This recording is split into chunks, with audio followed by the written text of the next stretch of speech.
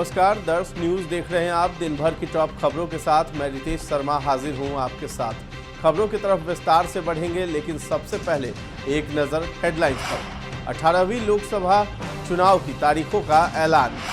बिहार में 7 चरणों में लोकसभा चुनाव का ऐलान। झारखंड कैबिनेट की बैठक में सरकार ने 53 प्रस्तावों पर लगाई मुहर। झारखंड की 14 सीटों पर लोकसभा चुनाव का ऐलान। सुनील गावस्कर ने बीसीसीआई को दी बड़ी सलाह। अब खबरें विस्तार से।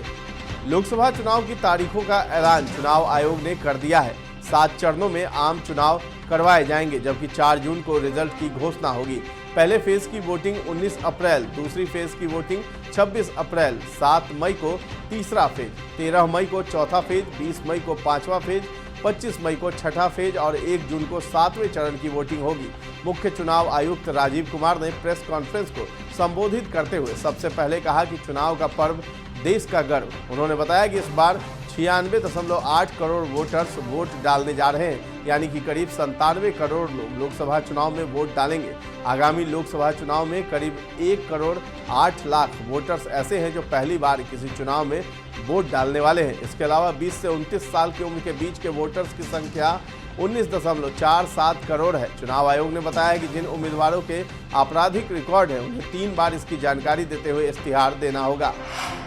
लोकसभा चुनाव पर हुई प्रेस कॉन्फ्रेंस के दौरान मुख्य चुनाव आयुक्त राजीव कुमार ने शायराना अंदाज में राजनीतिक पार्टियों को नसीहत दी है। इस दौरान उन्होंने उर्दू शायरी और हिंदी दोहे का सहारा लिया है। राजीव कुमार ने राजनीतिक दलों से गुजारिश करते हुए कहा कि कैंपेन के दौरान पर्सनल अटैक से बचे और डेकोरम को मेंटेन रखें। इसके बाद उन्होंने उर्दू अदब के मशहूर शायर बशीर बद्र का शेर सुनाया। दुश्मनी जमकर करो, लेकिन ये गुंजाइश रहे जब कभी हम दोस्त हो जाएं तो शर्मिंदा न हो। राजीव कुमार ने आगे कहा कि आजकल जल्दी दोस्त और दुश्मन बनने की प्रक्रिया थोड़ा ज़्यादा चल रही है, तो पार्टियां इतना गंदा ना बोले कि वो एक दूसरे के दुश्मन बन जाएं और आगे कुछ ना हो। चुनाव आयोग ने लोकसभा चुनाव की तारीखों की घोषणा कर दी। मुख्य चुनाव आयुक्त के अनुसार देश भर में 7 चरणों में चुनाव होंगे। 19 अप्रैल से 7 चरणों में लोकसभा चुनाव 2024 होंगे। बिहार की 40 लोकसभा सीटों में से पहले फेज यानी 19 अप्रैल में 4 सीटों पर चुनाव वोट डाले जाएंगे। दूसरा फेज 26 अप्रैल 5 सीट, तीसरा चरण 7 मई 5 सीट पर वोट डाले जाएंगे। चौथा चरण 13 मई को होगा, 5 सीटों पर वोट डाले जाएंगे। पांचवा चरण 20 मई को है, 5 सीट पर वोट डालेंगे। छठा चरण 25 मई 8 सीट पर वोट डालेंगे और 7वें चरण यानी 1 जून को 8 सीटों पर वोटिंग होगी। बिहार में एनडीए सरकार की तरफ से कैबिनेट विस्तार शुक्रवार को हो गया। विस्तार के बाद मंत्री परिषद मुख्यमंत्री नीतीश कुमार समेत 30 सदस्य हो गए। मंत्री परिषद की अधिकतम सीमा 36 है, यानी कि अभी 6 और मंत्रियों की जगह कैबिनेट में रखी गई है। शुक्रवार को हुए कैबिनेट विस्तार में बीजेपी से 12 और जेडीयू से 9 यानी कुल 21 नेताओं ने मंत्री पद की शपथ ली है। इससे पहले 28 जनवरी को मुख्यमंत्री नीतीश कुमार के साथ 8 अन्य विधायक एमएलसी मंत्री बने थे। बिहार सरकार में सबसे ज्यादा बीजेपी कोटे से 15 मंत्री हैं। इसमें 2 डिप्टी सीएम सम्राट चौधरी और विजय सिन्हा हैं। इनके अलावा 13 अन्य विधायक और एमएलसी मंत्री बनाए गए हैं।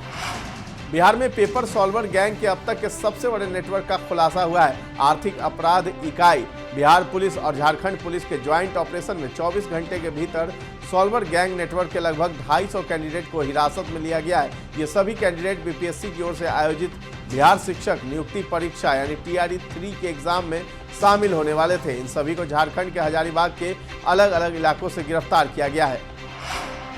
अब खबरें झारखंड की।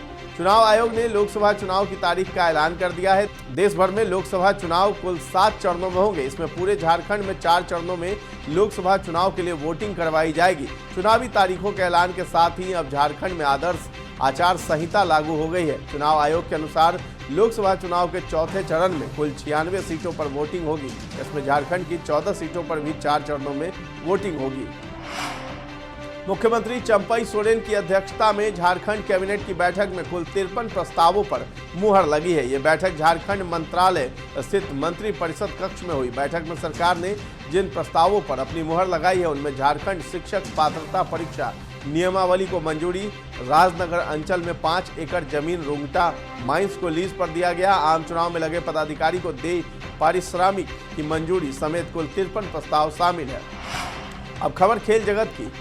चैंप्स फाउंडेशन के कार्यक्रम में बोलते हुए सुनील गावस्कर ने कहा है, बीसीसीआई द्वारा खेलने वालों को पुरस्कृत करना एक अद्भुत बात है, लेकिन मैं बीसीसीआई से ये भी अनुरोध करूंगा कि वो ये सुनिश्चित करे कि टेस्ट टीम जो कि रणजी ट्रॉफी है कि फीडर का भी ध्यान रखा जाए, ताकि खिलाड़ी किसी भी कारण से रणजी ट्रॉफी के मैच छोड़कर न जाए। अब बात मौसम के मिजाज की। बिहार का मौसम फिर एक बार करवट ले सकता है। मौसम विज्ञान केंद्र के पूर्वानुमान के अनुसार उत्तरी उड़ीसा में समुद्र तल से 0.9 किलोमीटर ऊपर एक चक्रवाती परिसंचरण बना हुआ है। इसके कारण 19 और 20 मार्च को पटना समेत राज्य के दक्षिण, मध्य और पूर्वी क्षेत्र में हल्की से मध्यम बारिश होने के आसार है। वहीं शुक्रवार को पटना के अधिकतम तापमान में 0.4 डिग्री सेल्सियस की वृद्धि दर्ज की गई है। ये थी बिहार, झारखंड समेत देश दुनिया की तमाम खबरें। इसी तरह की खबरों से अपडेट रहने के लिए आप हमारे चैनल पर बने रहें और सब्सक्राइब कर लें। धन्यवाद।